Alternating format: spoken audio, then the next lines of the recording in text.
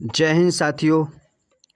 Profit and loss के अगले कुछ सवालों में आपका स्वागत है। और ये कुछ नए टाइप के सवाल हैं और इनको कैसे हल करेंगे वो हम यहाँ पे देख लेते हैं। ठीक है, उनको हम करने वाले हैं। बस आप वीडियो गौर से देखिएगा। मैथ बहुत आसान होता है। आप अगर थोड़ा समझने की कोशिश करेंगे, मैथ आपने ज़रा सा भी पढ़ा है ना, तो आप एग्ज़ाम में किस तरह निकालने हैं वो देखना है बस आपको, है ना। बेसिक तो हम बिल्कुल नहीं बता रहे हैं, लेकिन हाँ इतना ज़रूर करें कि एग्ज़ाम में आपको कैसे हल करना है। एग्ज़ाम की दृष्टि से आपको पढ़ाया जा रहा है। सबसे पहले सवाल क्या बोल रहा है, देखो। एक वस्तु का क्रय मूल्य विक्रय मूल्य है, सॉरी, एक वस्तु का क्रय मूल्य अनुपात विक्रय मूल्य है ए अनुपात बी। देखो ए अनुपात बी दे रखा हुआ है ना। और कह रहा है कि बी ए का 200% है। बी जो है ना ए का 200% है, इसका 200% है ना। तो 200% की फ्रैक्शन वैल्यू क्या होगी, 2/1। अरे हाँ, है ना। अगर मैं कह रहा हूँ कि ए 1 है तो ये 2 है ना। अब वो क्या कह रहा है, तो क्रय मूल्य पर लाभ प्रतिशत निकालिए। क्रय मूल्य पर लाभ प्रतिशत निकालिए। एक बात बताइए, क्रय मूल्य पर लाभ प्रतिशत पूछ रहा है, ये विक्रय है हमने। अच्छा, 2/1 यानी एक की कोई चीज़ थी, 2 की हमने बेची, तो 1 का प्रॉफिट हुआ हमें, है ना। तो 1 का प्रॉफिट 1 पे तो 100 पे कितने का, 100 पे 100 का प्रॉफिट हुआ। और यही हमारा आंसर हो गया, है ना। तो ये हमारा आंसर हो गया। आगे चलें।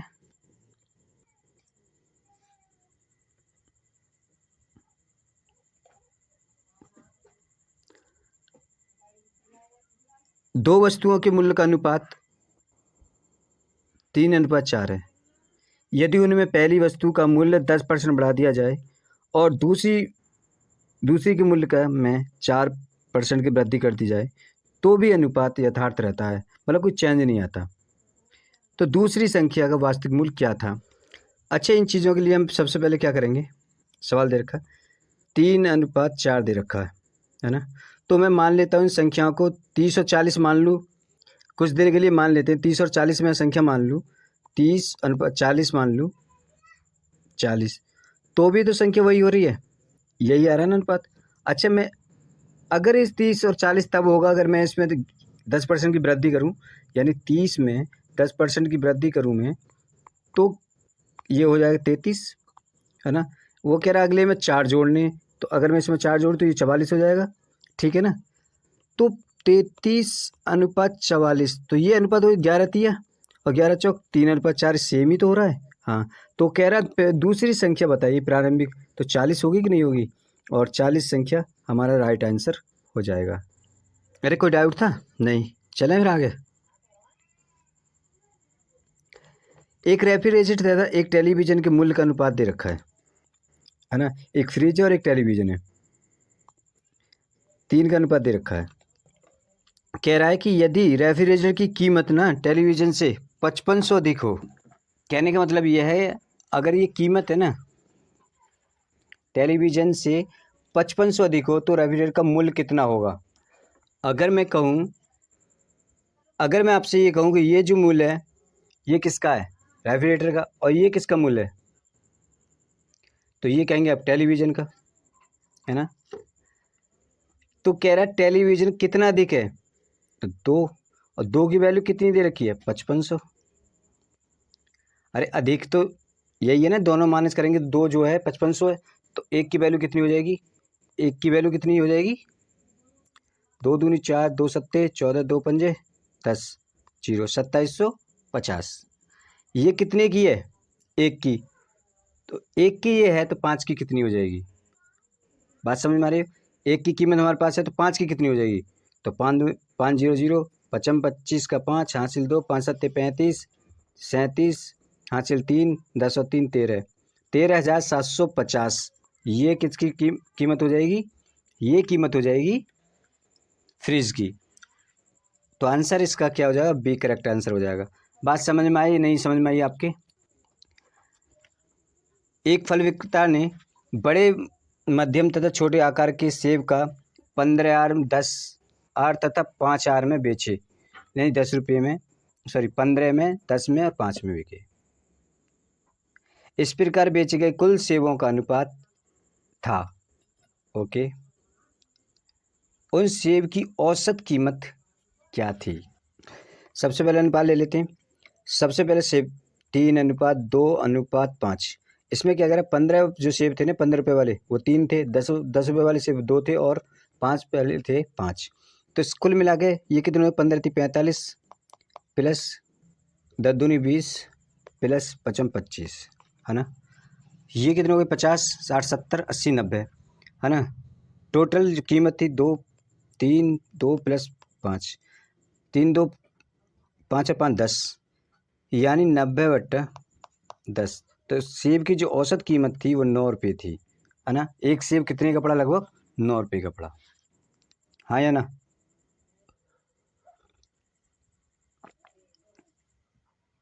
और इसमें आंसर है बी। आगे चलें। एक वस्तु को अंकित मूल्य के 3/4 पर बेचने से 25% का लाभ होता है। अंकित मूल्य और क्रय मूल्य का अनुपात बताइए। देखो कह रहा है कि अंकित मूल्य ना, अंकित को मैं x मान लेता हूँ और x की वैल्यू देखिए 3/4 बराबर फ्रैक्शन वाली 25% की फ्रैक्शन वाली 1/4 होती है, यानी 5/4 ये हो जाएंगे, बाई मान लेता हूँ इसे 5/4। ये 4 से 4 कैंसिल हो जाएगा, है ना। जब x/y करेंगे तो 5 इधर रहेगा, 3 इधर आ जाएगा, और इसको हम उसमें अनुपात में लिखेंगे तो क्या लिखेंगे, 5:3, और यही आंसर है, बोला था ना। आगे चलें। यदि किसी वस्तु की विक्रय कीमत उसकी लागत कीमत का 1/3 है तो लाभ प्रतिशत ज्ञात कीजिए। 1 मिनट, सवाल का समझ में आया क्या क्या? सवाल ने कहा कि विक्रय कीमत ना उसकी लागत कीमत का 1/3, यानी कि 3 और 1 4/3, है ना, 4/3,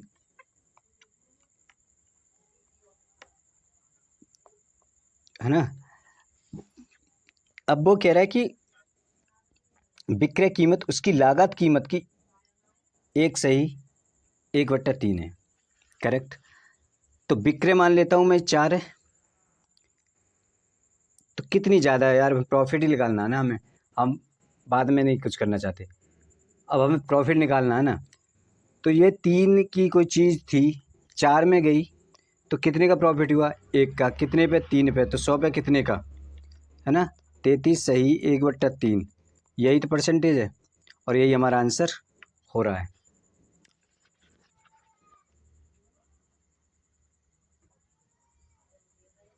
आगे चलें।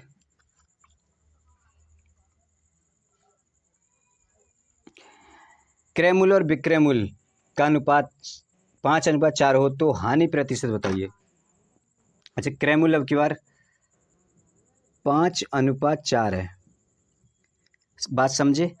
अनुपात ये क्या, आपके क्रय मूल्य यानी सीपी है, सीपी हमेशा नीचे रखी जाती है, सीपी ये है।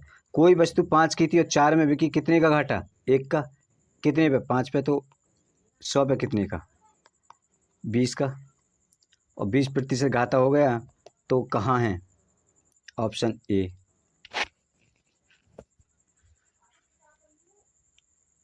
आगे चलें।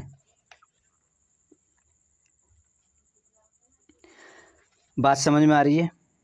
देखो हम कह रहे हैं, हम बहुत जल्दी हम कह रहे हैं, हम आपको ये मैथ ना बिल्कुल क्लियर करके छोड़ेंगे, बस आपको थोड़ा सा ध्यान देना है, सवाल क्या कह रहा है उस पर थोड़ा पकड़ करनी है, सवाल की लैंग्वेज पकड़नी है, और किस तरह से अप्रोच लेनी है मैं एग्ज़ाम में, वो आपको यहाँ देखना है। लॉन्ग तरीका से आप एग्ज़ाम क्रॉस नहीं कर पाएंगे, जितना शॉर्ट आप कर सकते हैं करिए, है ना।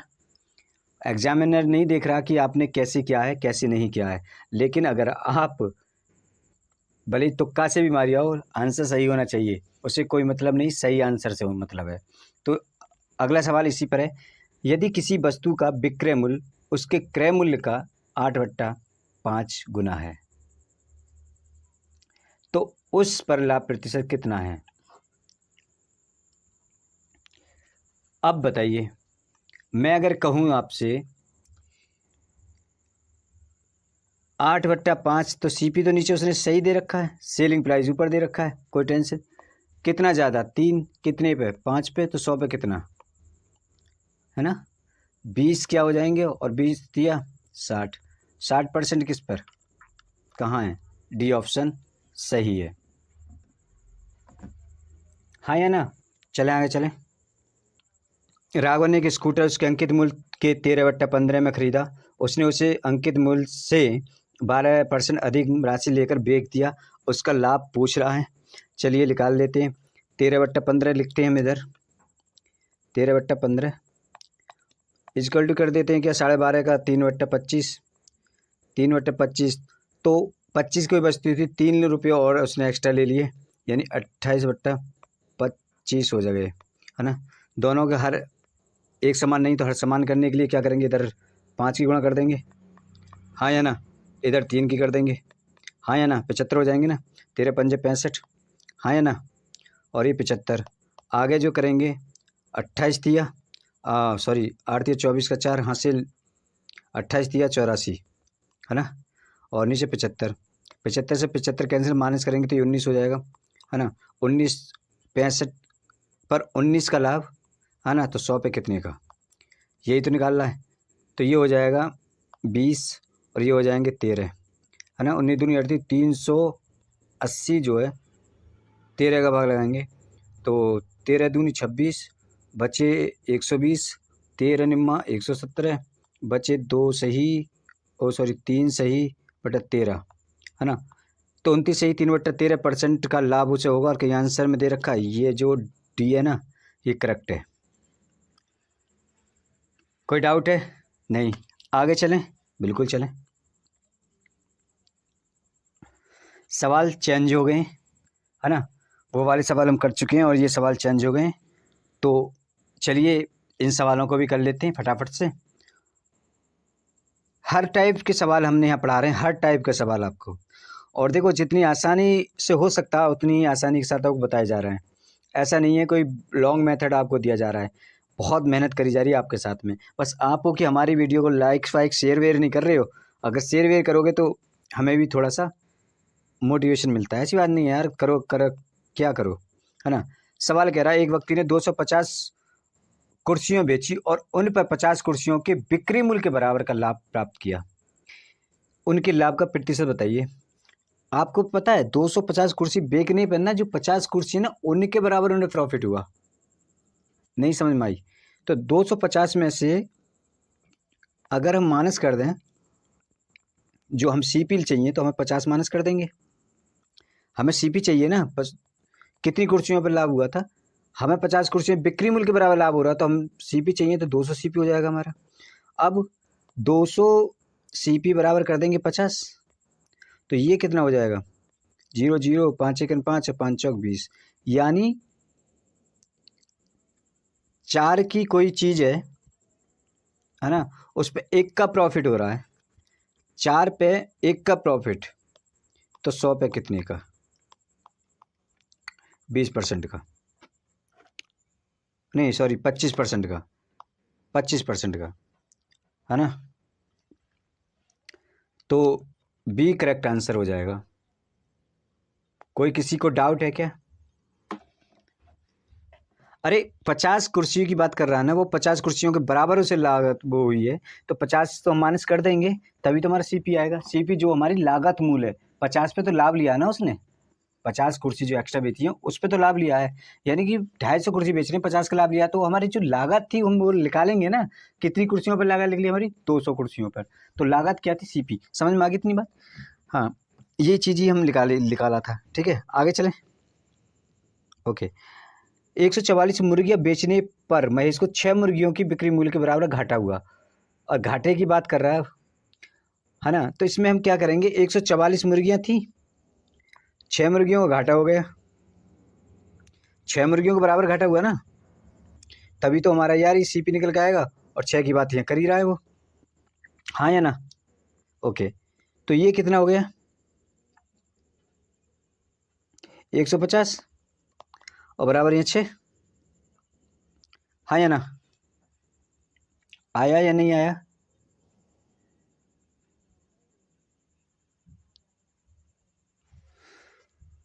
काटा पीटी कर दें?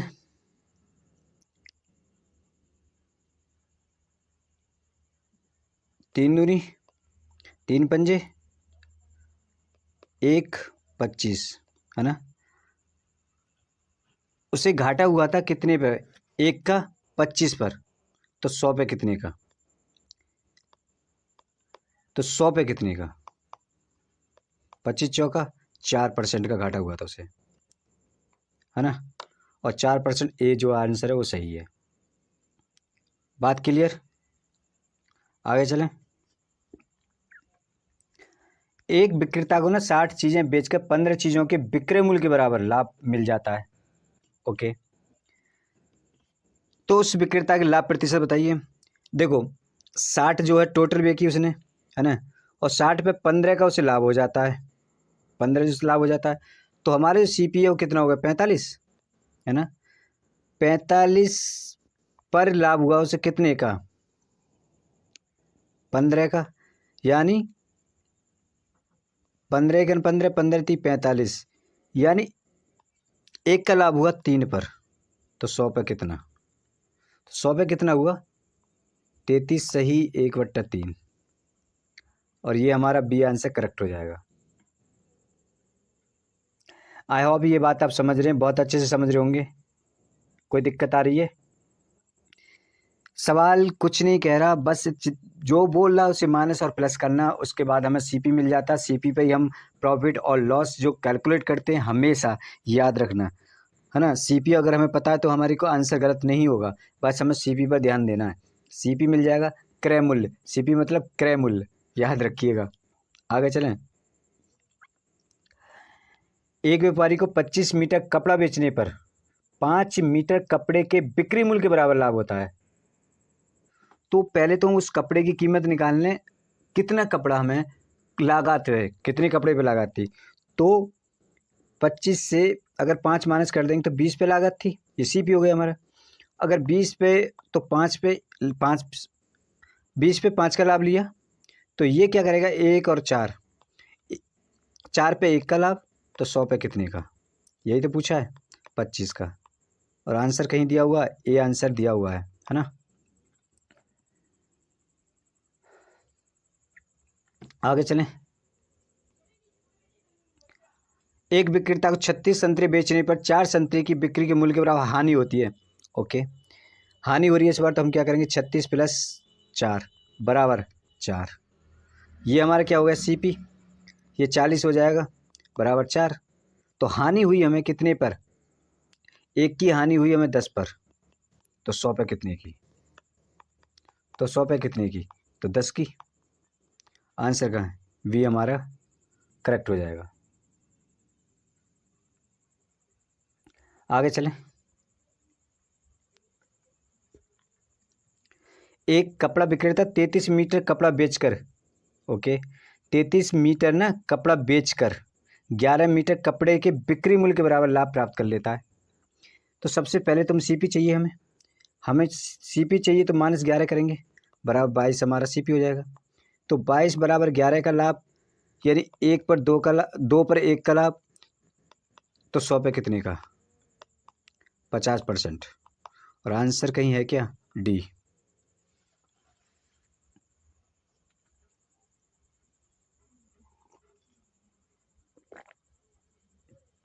आगे चलें। एक विक्रेता को 33 मीटर कपड़ा बेचकर उसके 11 मीटर कपड़े की लागत प्राप्त हो जाती है। ओ हो, नाइस। अब क्या उसने लाभ नहीं कहा है? याद रखिए, इस बार उसने लाभ नहीं कहा। 11 मीटर जो उसने क्या बोला है? 1 मिनट, 11 मीटर उसने क्या बोला है? 11 मीटर लागत दी है ना। वो कह रहा है जब एक विक्रेता ना 33 मीटर कपड़ा बेचकर उसके 11 मीटर कपड़े की लागत प्राप्त हो जाती है, तो उसका लाभ कितना है? तो इसमें हम क्या करेंगे? 11 मीटर उसने कपड़ा बेचा, तो लागत 11 मीटर की पता चल जाती है, हाँ या ना।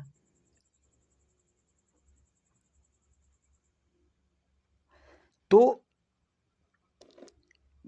इतना कपड़ा बेच के उसे इतने का लाभ हो रहा है, यानी 11 का अब किस में जो हमारी सीपी हो जाएगी वो 33 होगी सीपी, और 11 क्या होगा हमारा लाभ होगा। आप कहेंगे सर लागत तो हमें इससे प्राप्त हुई है। अरे वो क्या है, कपड़ा लागत नहीं कह रहा, 11 मीटर कपड़े की लागत प्राप्त हो जाती है, 11 मीटर कपड़े की लागत प्राप्त हो जाती है। समझ में आई नहीं आई? सवाल ये नहीं कह रहा है 11 मीटर कपड़े की लागत है, सवाल कह रहा है कि 11 मीटर कपड़े की लागत प्राप्त हो जाती है। 33 मीटर जब कपड़ा बेचते हैं हमें तो 11 मीटर कपड़े की लागत प्राप्त हो जाती है। बात समझ में आ गई? हाँ या ना? तो ये चीज़ें जो, तो 11 मीटर जो कपड़ा है तो 11 जो क्या हो जाएगा, ये हमारी सीपी हो जाएगी, तो सेलिंग प्राइस ही रही ना। हाँ या ना? अरे 11 मीटर कपड़े के बराबर तो हमें लागत प्राप्त हो जाती है। बात समझने की कोशिश करो। तो 11 बट्टा यहाँ 33 करेंगे, है ना, यानी 1/3। अरे 3 पर 1 का प्रॉफिट तो 100 पे कितने का, 33 सही 1/3, और यही हमारा आंसर हो जाएगा। ये जो हमारा करेक्ट आंसर हो जाएगा, है ना। सवाल कह रहा है 17 गेंदों को 720 बेचने पर उसे 5 गेंदों की लागत मूल्य के बराबर हानि हुई, तो कह रहा है कि एक गेंद की लागत मूल्य क्या है। यार एक बताओ, 17 गेंद उसने बेची, एक बार बताओ उसने 17 गेंद कितनी बेची, 720 में हानि कितनी की होगी, 5 की। अगर 5 की हानि होगी तो 5 माइनस कर देंगे तो वो जो मेन लागत मूल्य है उतनी 12 है ना, तो ये 12 बचेंगे, तो 12 की जो कीमत है वो सही जो 1 करोड़ कीमत है वो 720 रुपये 12 गेंदों की कीमत है ना। ये 12 गेंदों की कीमत है, तो 12 की कीमत इतनी ही है, एक की कीमत कितनी, 12 छिंग 60, और यही हमसे पूछा गया है। आंसर कहाँ है, ये रहा। हाँ या ना, आसान था ना, कोई दिक्कत नहीं। आगे आ जाए। 100 संतरे बेचकर एक विक्रेता को 20 संतरे के बराबर का लाभ होता है, तो आप जानते हैं 100 में से 20 माइनस कर देंगे, हमारा सीपी निकल गया कितना, 80, है ना। 80 अगर यहाँ पर 80 आ जाएगा तो बराबर किसके लाभ चाहिए हमें, 20 के, तो ये क्या है 1 और 4, 4 का 1 का लाभ 4 पे, तो 100 पे कितने का, 25% का, और ये कहाँ दिया हुआ है, बी ऑप्शन। आप बात समझे नहीं समझे अभी तक?